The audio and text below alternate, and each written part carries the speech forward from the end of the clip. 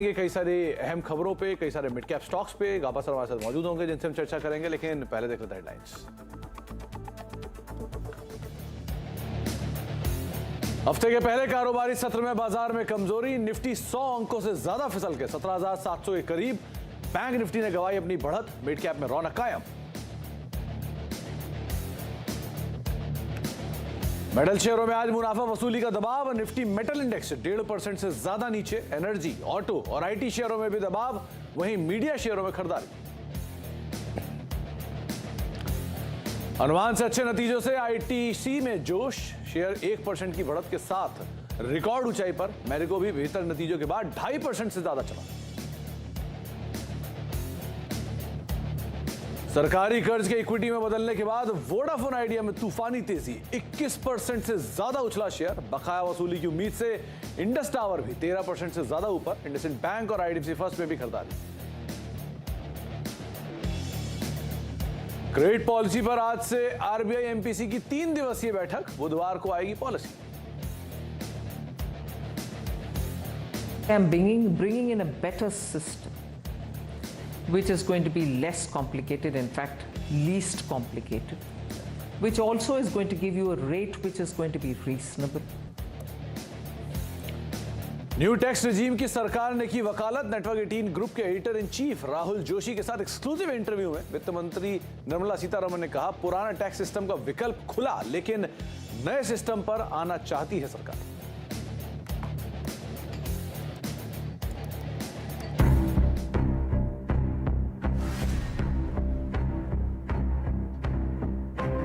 मुसलमानों को आप कैसे जोड़ेंगे अपने साथ? बिना भेदभाव के योजनाओं का लाभ उनको प्राप्त हो रहा है। पिक एंड चूज नहीं, ये मेरा है, तेरा है। जिन लोगों को रामचरितमानस के इस भाव के बारे में जानकारी होती ना, तो लोग इस प्रकार के प्रश्न नहीं उठाते। हम लोग लगभग 4 लाख करोड़ के निवेश प्रस्तावों को जमीनी धरातल पर उतारने में सफल हुए। 2024 में भारतीय जनता पार्टी 2019 से ज्यादा सीटें यहां पाएगी और बेहतर परिणाम देगी। फिल्म डायरेक्टर को भी ध्यान रखना होगा, इस प्रकार के सीन न दें जो कहीं विवाद को जन्म देते हैं और जन भावनाओं को आहत करते हैं।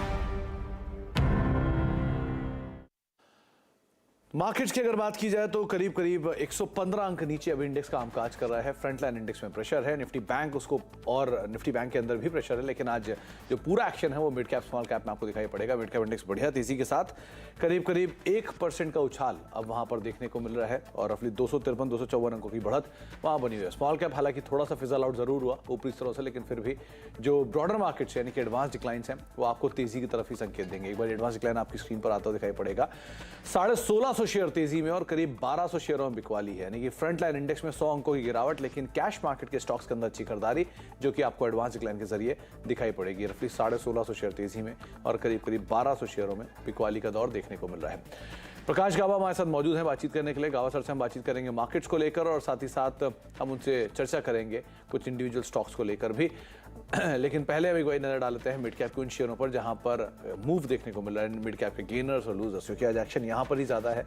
तो मिड कैप के तमाम वो शेयर आपकी स्क्रीन पर आते दिखाई पड़ेंगे जहां पर एक अच्छा मूड माहौल बना हुआ है। सबसे पहले तो आईटी में आज एक बढ़िया मूव है। इसमें बिरला सॉफ्ट शॉर्ट कवरिंग कह सकते हैं, 4.5% के आसपास की बढ़त है। एल&टी माइंट्री रफली 2% ऊपर, ई क्लर्क्स 1.5% ऊपर और फर्स्ट सोल्यूशन करीब करीब 1.5% के आसपास का मूव यहां पर आता हुआ दिखाई पड़ रहा है। केमिकल स्पेस में आज टाटा केमिकल में अच्छी तेजी है, 2.5% की तेजी के साथ ट्रेड कर रहा है 1000 के करीब। आरती इंडस्ट्रीज करीब 4.5%, 5.6% ऊपर। पंजाब केमिकल 3.5% की तेजी और अल्काइल एमाइन करीब करीब 2% का उछाल यहां पर भी आता हुआ दिखाई पड़ रहा है। फर्टिलाइजर भी आज साथ साथ चल रहा है, तो जीएनएफसी, कोरोमंडल, जीएसएफसी, दीपक, ये सब वो नाम है जो कि आज 2.5 से लेकर 3% के आसपास की तेजी के साथ कामकाज करते हुए दिखाई पड़ रहे हैं। पावर शेयरों में खरीदारी तो ट्रांसफार्मर्स एंड रेक्टिफायर्स करीब 5.5% ऊपर, जेएसडब्ल्यू एनर्जी 3% ऊपर, टाटा पावर 2.5% ऊपर और एसजेवीएन करीब करीब 2.5% की मूव यहाँ पर भी आते हुए दिखाई पड़ रही है। आज मेटल में प्रॉफिट टेकिंग है तो JSW स्टील फ्रंट लाइन से करीब 2% नीचे, Hindustan zinc metal mid cap 2% नीचे है, टाटा मेटालिक्स करीब 2% नीचे और टाटा स्टील लॉन्ग प्रोडक्ट्स रफली 2% के आसपास डिक्लाइन यहाँ पर भी आता हुआ दिखाई पड़ रहा है। मिड कैप के चढ़ने वाले शेयरों में इंडस टावर एक जोरदार तेजी यहाँ पर है, 13.5% के आसपास का उछाल। आगे चल के हम इस पर बातचीत करेंगे कि इंडस टावर और वोडाफोन में क्यों इतनी बढ़िया तेजी है। इसके अलावा Procter and Gamble health numbers के बाद करीब 13% के आसपास का उछाल यहाँ पर भी है। प्रॉफिट टेकिंग लगातार जारी है। अदानी पावर में प्रेशर है, अदानी पावर में, अदानी विल्मर में, अदानी ग्रीन में, NDTV में जो कि 5% के लोअर सर्किट पर है। और इसके अलावा सेंचुरी टेक्सटाइल 4.5% नीचे और इंजीनियर्स इंडिया लिमिटेड करीब 4% के आसपास की बिकवाली यहाँ पर भी देखने को मिल रही है। गावा सर हमारे साथ बने हुए हैं। गावा सर नमस्कार, स्वागत है आपका कार्यक्रम में। मार्केट्स में आज कैश मार्केट के अंदर तो अच्छा काम है, लेकिन फ्रंट लाइन इंडेक्स में थोड़ी सी प्रेशर है, तो क्या करना चाहिए निफ्टी में, निफ्टी बैंक के अंदर? निफ्टी में बैंक निफ्टी में कुछ नहीं करना चाहिए क्योंकि ट्रैप जोन पे चल रहा है निफ्टी और बैंक निफ्टी दोनों ही। थोड़ा वक्त हुआ है, इस ट्रैप जोन से निकलना जरूरी है। आज का लो है निफ्टी का जो करीब 17,700 के आसपास है, अगर वो ब्रीच हो जाता है तो एक गिरावट आ सकती है, अच्छी गिरावट। और लेकिन ऊपर जाने के लिए 17,800 पार करना पड़ेगा, वो थोड़ा दूर है, इसलिए ट्रैप जोन मुझे लगता है। और मुझे लगता है निफ्टी पर ट्रेड नहीं बनता, बनेगा तो शॉर्ट साइड, अगर वो ब्रीच हुआ तो एक कंडीशनल सेल है, otherwise no. Bank Nifty exactly वही हाल है बैंक निफ्टी का। यहाँ का लेवल थोड़े अलग है, लेकिन यहाँ के लेवल मैं कहूंगा बैंक निफ्टी में करीब 41,300 समझ जाता है तो ठीक है, लेकिन जब ये टूटेगा तो एक क्रैक आ सकता है, वो करीब 40,800 तक ला सकता है, 41,000 भी ला सकता है। तो मुझे लगता है थोड़ी डिप पॉसिबल है। Best avoided Nifty bank Nifty और स्टॉक स्पेसिफिक होना ठीक रहेगा, सेफ रहेगा। तो स्टॉक स्पेसिफिक रहिए, इंडेक्स को अभी अवॉइड करिए। अगर इन केस 41,300 टूटता है तो 40,800 शायद निफ्टी बैंक में आपको दिखाई पड़ सकता है। गाबा सर, तो स्टॉक स्पेसिफिक में कोई स्टॉक जिस पर आपकी नजर है? जी हाँ, मुझे इन्फो एज अच्छा लगता है, थोड़ा बेस बन रहा है यहाँ पर, मतलब कंजेशन से बाहर निकलना जरूरी है, लेकिन जो चार्ट पैटर्न नजर आता है उससे हिसाब से लगता है कि शायद एक अप मिले इन्फो एज में। अगर ऐसा कुछ होता है तो मेरे ख्याल से 3,600 एक स्ट्रॉन्ग सपोर्ट जोन है, अपसाइड 3,800 पॉसिबल है, लेकिन थोड़ा उसे वक्त लगेगा। तो एक 3750 में भी एक ट्रेड बनता है। दूसरा स्टॉक जो मुझे पसंद है, सुबह से ही पसंद था, वो था REC। यहाँ एक कल परसों का पैटर्न, फ्राइडे और आज का पैटर्न के हिसाब से एक अप मिलना चाहिए। ट्रेड करें 121 के आसपास, 125 जा सकता है, स्टॉप होगा 120। ये भी एक स्लो स्लगिश पैटर्न है, दोनों ही एक्चुअली डिफेंसिव बैट है। मार्केट डाउन है और यहाँ पर चलेंगे तो स्लो चलेंगे, लेकिन चल सकते हैं, इतना कह सकते हैं। REC और इन्फो एज, REC और इन्फो एज इन दोनों पर नजर रखें। REC ऑलमोस्ट डे हाई के आसपास है और इन्फो एज में भी बाइंग है, 1-1.5% के आसपास का मूव है, तो इन दोनों को आप देख सकते हैं लॉन्ग साइड के लिए। गाबा सर, एक नाम जो आज बहुचर्चित है वो है DV स्लैब। लगातार ये प्रेशर में है और नंबर्स के बाद ये प्रेशर काफी एक्सटेंड कर गया है, तो कहां पर एटलीस्ट सपोर्ट लेगा? एक्चुअली डिफिकल्ट है क्योंकि फार्मा में और में तो ठीक नजर आ रहा था और डिवीज उसके उल्टा ही चल रहा है।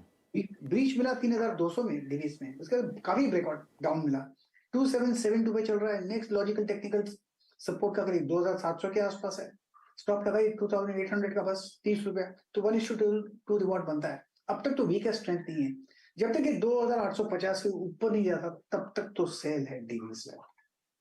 2,850 जब तक ये ब्रीच नहीं करेगा तब तक के लिए एटलीस्ट आप इसे सेल साइड पर रखेंगे। 2700 एक स्टॉप लॉस क्लोजर टर्म के लिए एटलीस्ट आप मान सकते हैं।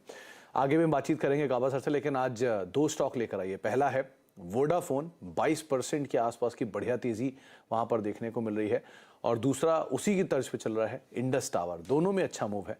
तो पहले, और ये इनफैक्ट पेटीएम भी है, तो पहले पेटीएम पे तो हम बात करेंगे, लेकिन पहले वोडाफोन और इंडस टावर, इन दोनों में जो मूव आया है इसकी क्या वजह है, ये यतिन समझ लेते हैं। तो यतिन, आज बड़े लंबे अंतराल के बाद वोडाफोन में मूव आया इस तरह का, क्या हो गया ऐसा? तो देखो सुमित, सबसे पहले अगर खबर की बात हम समझें तो जो वीकेंड पे अनाउंसमेंट आई, काफ़ी अहम डेवलपमेंट हुआ, जहां सरकार अपने 16,000 करोड़ रुपए के AGR ड्यूज कन्वर्ट करने वाली है, और इसके एवज में सरकार जो है 1,600 करोड़ शेयर वोडाफोन आइडिया के लेगी, 10 रुपये प्रति शेयर के हिसाब से, जब बाजार में भाव 6-7 रुपये का है। आज का मूव की बात नहीं कर रहा हूँ, लेकिन अगर आप इसको फ्राइडे के क्लोज से देख लें और प्रीमियम देख लें तो बहुत बड़ा प्रीमियम यहाँ सरकार दे रही है। ऑब्वियसली यहाँ नियम भी हैं कि फेस वैल्यू के हिसाब से ही सब्सक्रिप्शन हो सकता है शेयर्स का, और ये जो 1,600 करोड़ शेयर्स जब सरकार के कन्वर्ट हो जाएंगे AGR ड्यूज, तब सरकार की हिस्सेदारी वोडाफोन आइडिया में लगभग 33% के आसपास तक पहुँच जाएगी। ऑब्वियसली ये जो मामला है पिछले 1 साल से फंसा हुआ है, क्योंकि सरकार ने टेलीकॉम कंपनियों को राहत देने के लिए एजीआर मामले में ये स्कीम निकाली थी, जहां एजीआर ड्यूज को आप इक्विटी में कन्वर्ट कर सकते हैं। मामला फंसा रहने के बाद फाइनली ये डिसीजन लिया गया और सरकार ने इसको हरी झंडी दे दी। ऑब्वियसली काफ़ी इम्पोर्टेंस है इसके, क्योंकि अगर हम देखें कि जो सरकार का हिस्सा होगा 33%, उसमें प्रमोटर कोई प्रकार का प्रमोटर क्लासिफिकेशन या बोर्ड सीट नहीं मांगेगा। इसके अलावा जो कंपनी की बैलेंस शीट है, यहाँ से डेट कम हो जाएगी ऑप्टिकली, और कहीं ना कहीं बैलेंस शीट मजबूत होगी। कंपनी के 5G प्लान्स हैं वो भी तेज़ी से अब रफ्तार पकड़ेंगे एग्जीक्यूशन की तरफ। ऑब्वियसली ये देखा जाएगा कि सरकार के ये कदम के बाद प्रमोटर्स क्या अपना एक इक्विटी का हिस्सा पंप करते हैं कंपनी में, क्योंकि आज भी कंपनी को 5 से 10 हज़ार करोड़ रुपए इक्विटी की ज़रूरत है, तो वो आता है कि नहीं। 5G के प्लान्स कैसे होते हैं ये देखा जाएगा। Bank of America Merrill Lynch की माने तो ये जो कदम है काफ़ी अच्छा है टेलीकॉम सेक्टर के लिए। शायद आपको 5G की एग्जीक्यूशन दूसरी कंपनीज की बढ़ती हुई नजर आए, शायद आपको एक टैरिफ हाइक आता हुआ दिखाई दे। ऑब्वियसली ये कंपनीज पर डिपेंडेंट होगा कि टैरिफ हाइक कैसे लिया जाए। और आखिर में जो सरकार का सपोर्ट आया है VIL के लिए, शायद आपका जो टैरिफ हाइक है उसको भी बहुत जल्द रूपरेखा दी जाए, ऐसा उनका मानना है। तो वोडाफोन और इंडस टावर दोनों में इसका रिएक्शन है। वोडाफोन इसलिए कि जो यतिन आपको खबर बता रहा है, और इंडस टावर क्योंकि है इनके टेनेंट है, तो अब ऑब्वियसली बात है जब टेनेंट की सिचुएशन इंप्रूव होगी तो जो ओनर है उनकी सिचुएशन में भी उसका रिएक्शन आएगा। तो इसलिए आप 13% ऊपर इंडस टावर को भी देख रहे हैं। गावा सर, इन दोनों में से कोई नाम जो आपको लग रहा हो कि शायद होल्ड कर सकते हैं या पुल बैक प्ले होगा? मुझे इंडस टावर तो अच्छा लगता है। इनफैक्ट मैं कहूंगा इंडस टावर का जो चार्ट बना है गैप आउट मिला है, गैप अप अगर सस्टेन करता है आज मेरे कल परसों ऊपर जाना चाहिए। 180 नेक्स्ट लॉजिकल टेक्निकल टारगेट है। इसमें थोड़ा स्टॉप दिक्कत का है, अगर स्टॉप डिलीवरी लेंगे तो 140 150 स्ट्रॉन्ग सपोर्ट जोन है। तो मेरे ख्याल से buy on dip stock Indus Tower. Okay, तो buy on dips Indus Tower को आप देख सकते हैं। दूसरा नाम जो आपकी स्क्रीन पे फायर हुआ था वो हुआ था पेटीएम का, जहां पर आज एक अच्छा मूव 7% के आसपास की तेजी वहां पर भी देखने को मिल रही है। तो यतिन, पेटीएम में क्या मतलब कह दें कि अब कंपनी प्रॉफिट में आ गई या इट्स टू अर्ली टू से? तो देखिए सुमित, जो आंकड़े कंपनी ने पेश किए हैं वो अच्छे हैं, ग्रोथ अच्छी है, लेकिन प्रॉफिटेबल ग्रोथ की तरफ जो कंपनी ने गाइडेंस दिया था कि adjusted for ESOP cost break even होगा, वो एक्चुअली 3 क्वार्टर पहले ही कंपनी ने दे दिया है। ऑब्वियसली ये एबिटा ब्रेक इवन इसलिए भी हुआ है क्योंकि UPI की पेमेंट्स के लिए सरकार भी इंसेंटिव्स देती है, और कहीं ना कहीं वो इंसेंटिव्स की वजह से भी आपको एबिटा में अच्छी खासी बढ़ोतरी देखने को मिली है। ऑब्वियसली अगर हम वैल्यू ऑफ लोन डिसबर्स की बात करें तो करीब करीब 10,000 करोड़ रुपए के आसपास ये आंकड़ा पहुंचा है, जो पिछले साल के मुकाबले लगभग 4 गुना बढ़ा है। ऑब्वियसली अगर गोल्डमैन सैक्स की बात करें तो उनका यहाँ खरीदारी का टारगेट जो है 1150 रुपये है, और गोल्डमैन को लगता है कि जिस हिसाब से कंपनी ने प्रॉफिटेबिलिटी इंप्रूव की है, आने वाले क्वार्टर्स में और भी तेज़ी से आपको एबिटा मार्जिन बढ़ते हुए दिखाई देंगे। इनफैक्ट उनको लगता है कि मार्च तक इनके एबिटा मार्जिन जो हैं एडजस्टेड बेसिस पे 6% होंगे, और FY24 में जो इनका पिछला अनुमान था उसके मुकाबले 30% का इन्होंने रिवीजन किया है ऊपर की तरफ, और शायद इसीलिए स्टॉक लगभग डेज हाई पे है। जब मार्केट थोड़ा बहुत वीक लग रहा है, ये स्टॉक 7% ऊपर दिखाई पड़ रहा है। तो गाइडेंस से पहले 3 तिमाही पहले कंपनी का एबिटा पॉजिटिव होना वो बाजार को पसंद आ रहा है, और उसके अलावा जो ब्रोकरेज हाउसेस की रिपोर्ट है उसका भी एक इम्पैक्ट देखने को मिल रहा है। बहुत बहुत शुक्रिया यतिन, ये तीनों स्टॉक्स पे चर्चा करने के लिए। वोडाफोन, आइडिया और इंडस टावर, जिनमें एक वोडाफोन, इंडस टावर और पेटीएम, जहाँ पर एक अच्छा रिएक्शन आता हुआ दिख रहा है।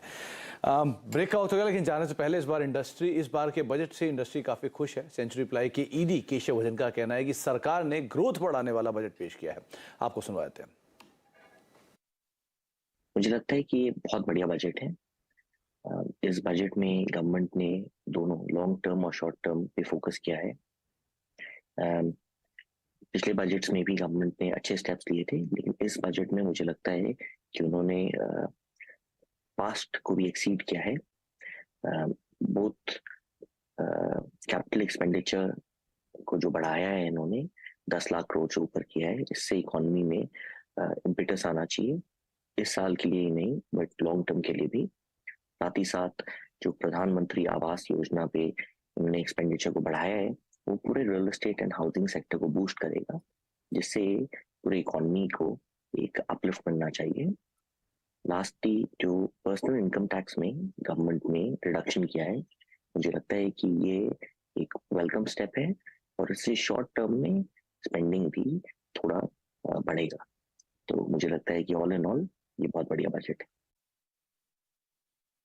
मिड कैप मंत्रा और अगर मार्केट्स की बात किया तो करीब 17,742 के जोन्स में इंडेक्स कामकाज कर रहा है। 113 अंकों की गिरावट यहां पर है, लेकिन बढ़िया मूव जो है वो मिड कैप के अंदर अभी बना हुआ है। करीब 1% ऊपर 250 अंकों की तेजी के साथ मिड कैप इंडेक्स जो है वो कामकाज करता हुआ दिखाई पड़ रहा है। इसके अलावा विनिवेश की प्रक्रिया जारी है, ये कहना है वित्त मंत्री निर्मला सीतारमण का। नेटवर्क 18 ग्रुप के editor in chief Rahul Joshi के साथ एक्सक्लूसिव बातचीत में वित्त मंत्री ने कहा कि कंपनियों के विनिवेश के लिए सरकार को सही वक्त का इंतजार है। It is still there in the budget documents. It may not have been a part of my speech, but it is in the appendix to the speech. It's also in the rest of the documents where we give the actual numbers and the activities which are going on and so on. See, the cabinet has after all taken a call that certain companies will have to be privatized, and that motion has the approval of the authority concerned, which is the cabinet. So the process goes on. But of course, because we'll have to also see when is the best time for it to be done, given the fact that we've already done the homework and kept it ready for just going out to the market, this consumes a lot of time, this preparatory time. Absolutely. Yeah. Post that is when we literally watch out for the market and then put it out.